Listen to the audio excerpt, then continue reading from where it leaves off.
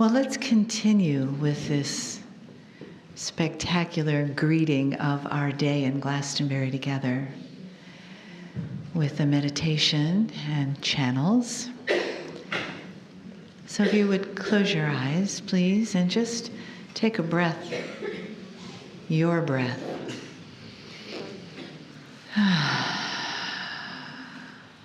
And just let yourself float on that breath. Just softly, as if the melody is still flowing through you, because it is, isn't it? And feel the grid of crystal under you, and let it flow slowly and lovingly up into you, and mix with that beautiful melody and float right up to the flower of your heart. And stop there for a moment and take a breath.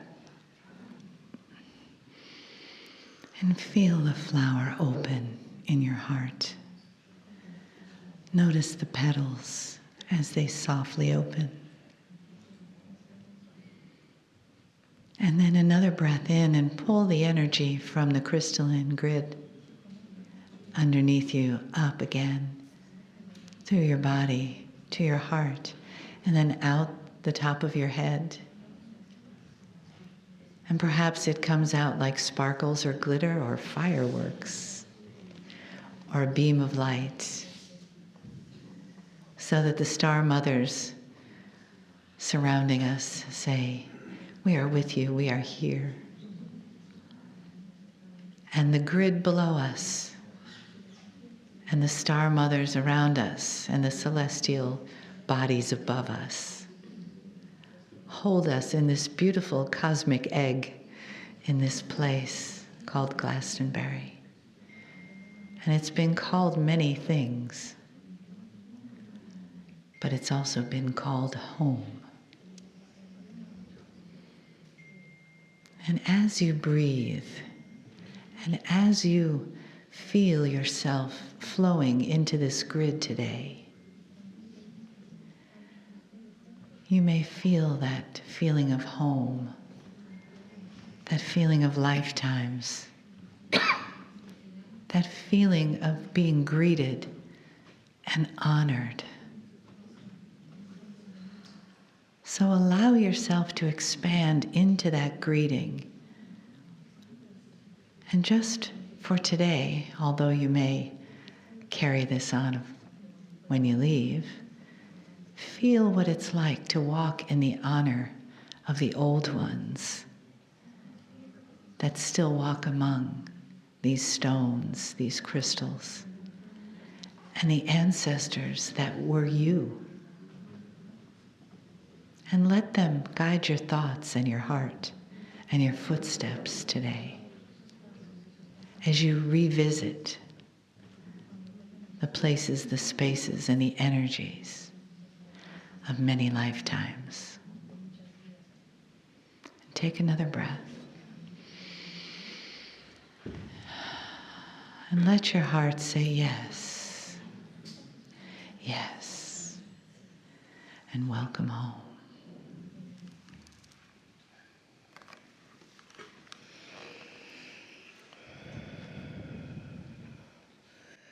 So it is a good day to you, huh? So very good to see you, your light, your brightness in this wondrous place of old. Yes, you have walked here before.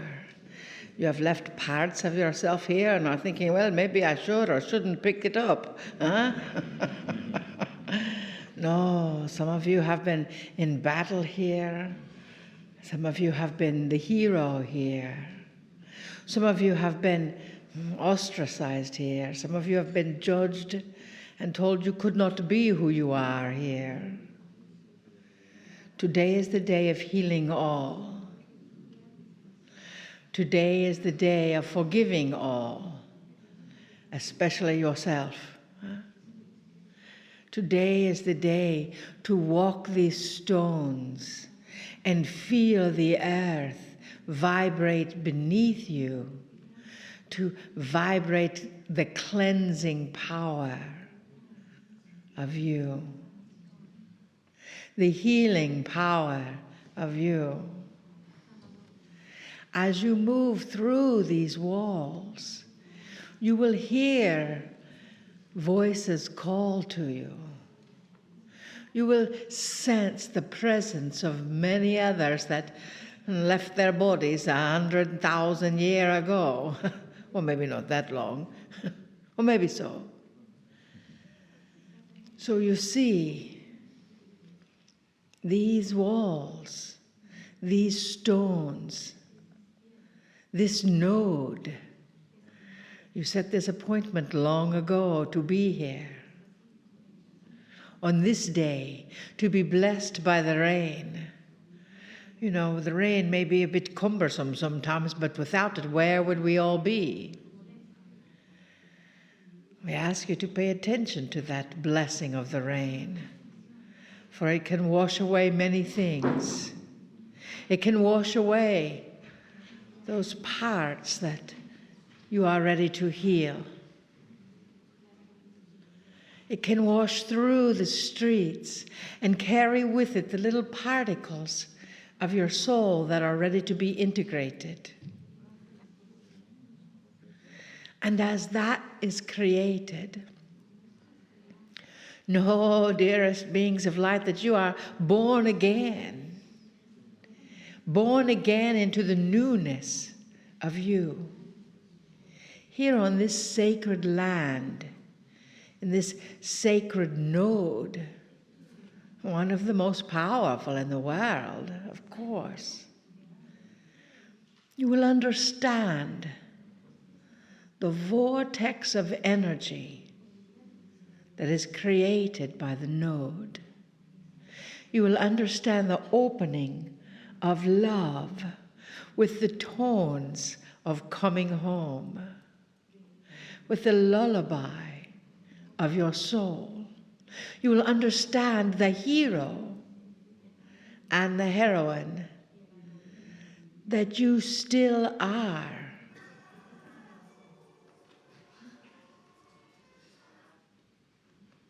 What did we say about the sounds?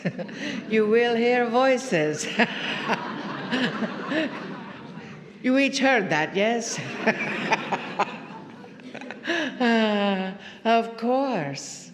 You see, for as you walk through these streets, as you walk through the abbey, as you honor the chalice well, know that the masters have walked here before you, and you have been those masters. They've paved the way. So as you move into the energy and you feel a tightness of your throat, know that there is something there for you to heal and release. When you walk through another passageway and you feel a pain in your back, know that there is something there to be healed and released. And as you breathe in the white doves of the abbey, know that your heart is opening.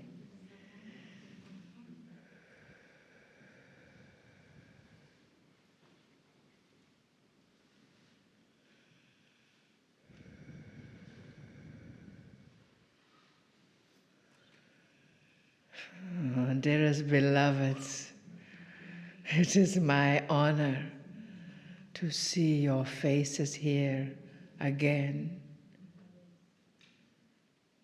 Many of us walked here together. We held the heart of humanity with us. And you asked why. Why was it as it is? I believe you are still asking. You are the truth, the way, the light. We walked here in safety. We, you and I, bring safety back to these streets. To acknowledge that love, as only you can, as I bring that information here. A part of me is here, just as a part of you is here. Forgive. Forgive. That is the key. Forgive all.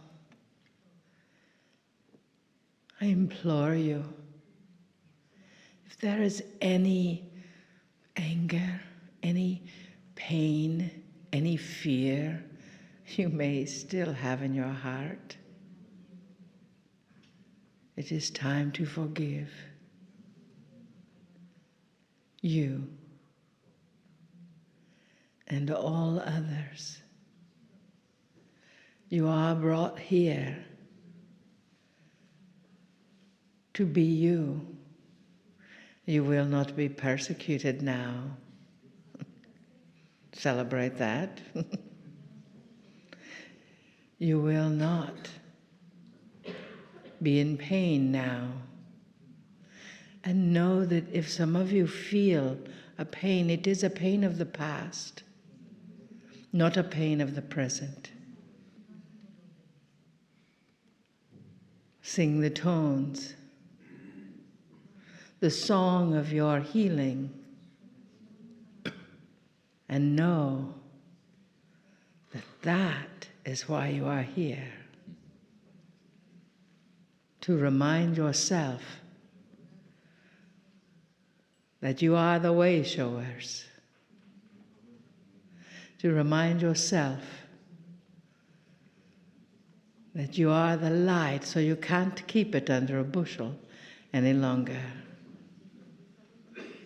You are the earth, you are the stones, you are the trees, you are the dove. You are the songs of the children and the ancients. And it is good to look with you once again. And I am grateful.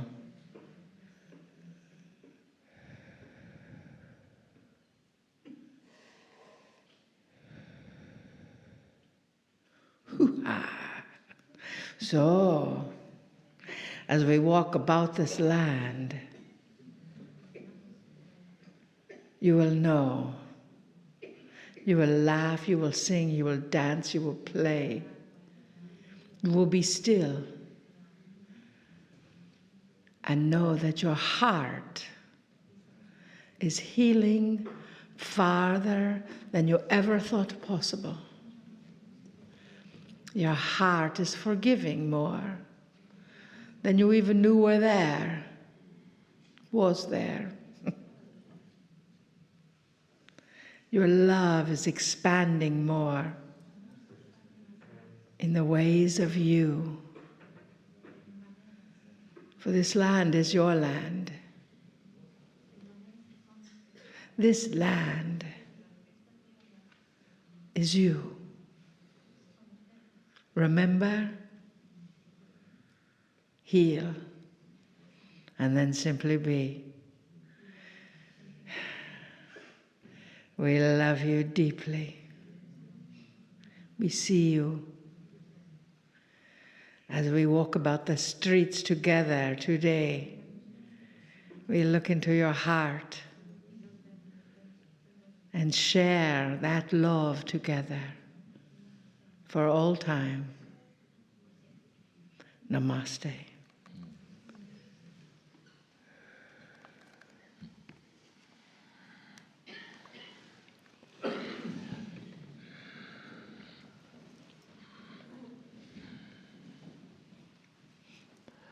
Greetings, dear ones. I'm Kryon of Magnetic Service. This is the second time my partner has brought me to this area called Glastonbury. And the last time I sat in the grass and we discussed the area. We discussed the history here. And so this has already been recorded and even published. What I wish to do this day is to give a message that is the same in this channel and the one to come later. And it's one that goes beyond what I told you. And it's historic. And it's filled with information that might be questionable. So questionable it is that we are going to call this channel the Blasphemy Channel.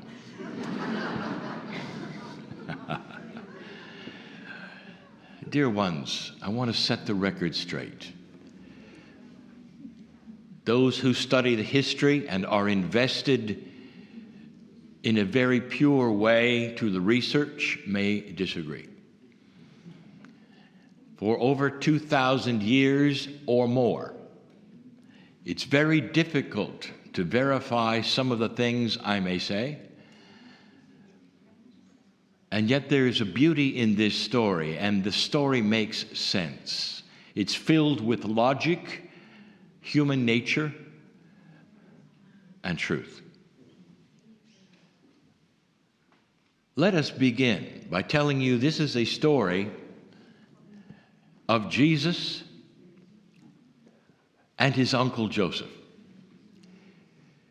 Now, right away, there would be those who would question the relationship between Joseph and Jesus. And they would say, well, there is no proof that Joseph was related to Jesus. So I shall stop looking for proof and look for things that are self-evident. Things that make sense within the story that actually took place. And as I tell you this, I will remind you of this, of why we tell you a truth that even though there is no linear proof, is absolutely true intuitively. You'll see in a moment. There's questions whether or not Joseph visited this area at all before that time which he was told to come and set up a small church for his nephew. But dear ones, he not only visited, he visited often. You see, Joseph was an abundant man, and his trade was importing. And he came to this place you call England, for the idea of trading in a metal that Palestine did not have. And on several occasions, he brought his nephew. They loved it here. Not only were there beautiful things here to see and to trade and discover, but think of where they lived and where they had come from, and now think of the lushness of this place, the beauty here, and the crystalline grid. Now, we have told you of the power of the crystalline grid being higher here than almost anywhere else on the planet, on this node. And it creates specific energies here that humans and consciousness are attracted to. It explains the things that are around here, which are distractions to the actual energy of the place. There are many who are attracted here and they have no idea why. And they arrive and then decide for themselves what is here. set up shop, and you can see it in the village. But the truth of what really happened here goes beyond the crystalline grid. But that's one of the reasons Joseph was attracted to this place. Dear ones, historians will question whether he was ever here, and yet the relationships he made here during his visits actually set up the reason why he had land here, why he was given the opportunity to do what he did. That's intuitive. That's common sense. That's self-evident. Because when he did come here, he had no trouble fitting in and doing the things he wished to do as a merchant who was known. Let me just discuss yet again what has been called the missing years of Jesus. 2 days ago, I told you these were not missing years. These were boring years.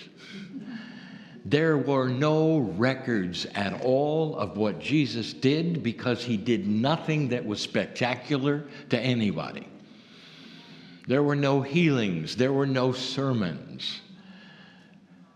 There was nothing out of the unusual because this man, this Jesus, did not yet take his mantle. He didn't go through his time of questioning of what was correct or not. He was not there yet. That came later. That came later where he lived. As he slowly realized who he was and picked up the mantle that he became, the master of love that changed the planet. But in those missing years, it is self-evident, is it not? He was not recognized. Nobody recognized him from the manger scene. No one knew him. Not really. These were the years where he grew up. Now here's the blasphemous part. Are you ready? The man Jesus was not celibate. He did not know who he was or why he should be. Celibacy, dear human being, is an invention of humans to claim purity and a little suffering. Because the suffering is, it takes you away from that which is beautiful and normal. Celibacy actually creates dysfunction and unbalance. Do I have to tell you more? And you know this and you see this. This is an invention of men. There was no thought that he would be celibate. One of my partner's favorite sayings was given by a Christian minister as he talked to the young people in front of him. And he said these words: sex is one of the most horrible, dirty, filthy things on the planet. And you should save it for somebody you love.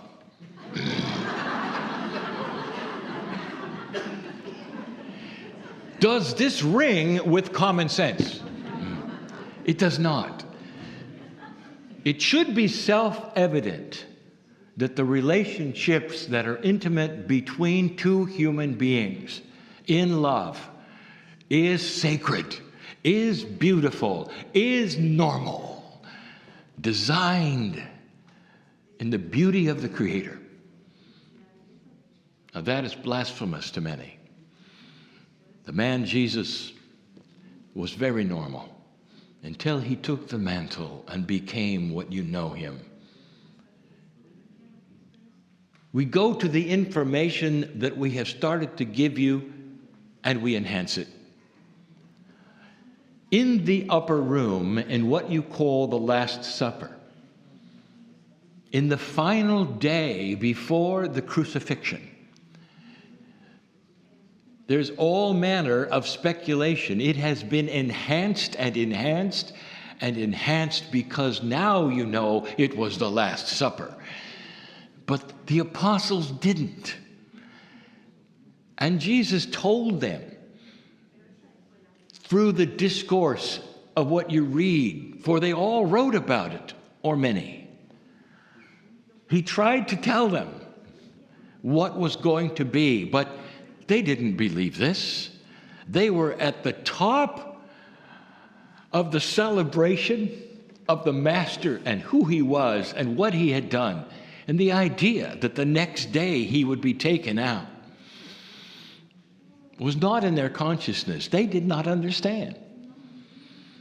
Even during the betrayal, even during the first communion, it was not obvious. It was simply another drama, another situation. They did not understand what he was saying. Let me give you something else controversial. That supper was not something extraordinarily special. It was Passover. They were all Jewish. And they did what they always did. This was not set up by Jesus as a special time. Come be with me because I'm going to tell you I'm leaving. It was a Passover where they broke unleavened bread and they did what was absolutely normal at that time. But he tried to tell them. They didn't believe it. They didn't understand. They didn't get it. And guess who was not there? Joseph. So the idea that he grasped the chalice and took it away quickly,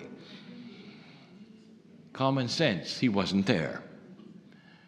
The idea that at this normal Passover dinner that would have been cherished or put away was not there. There wasn't somebody who realized everything and stuck it in their bag so that it could be purchased later, as the legend has it. It was not done. We've given you that story. You can listen to it earlier, later, whatever you wish. Here's what I want to tell you.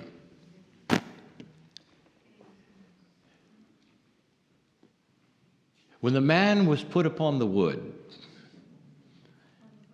it was very interesting, was it not, that none of his apostles or followers were there. Where were they? This took them completely by surprise. They were blindsided. And only in retrospect did some of them realize he was saying goodbye. Where were they? Most of them were afraid. They were hiding.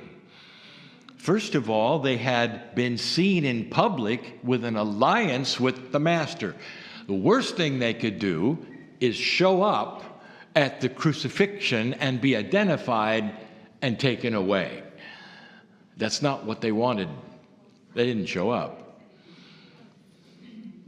Only the relatives and the immediate loved ones were there. Whatever you've been told, that's who was there. And that was Joseph, his uncle. Relatives were never questioned.